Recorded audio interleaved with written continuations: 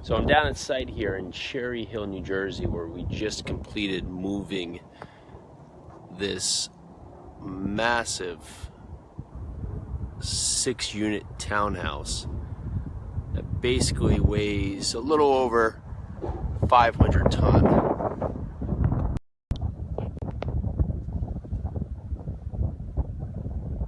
We moved this a little over 2,000 feet away from the highway, put it over this excavated area where they're now lowering the structure and getting it ready for the new foundation, which should start, depending if we get any more snow, by Monday. Quite a project we had here. We got more equipment than you can imagine down here at this site to get this underway.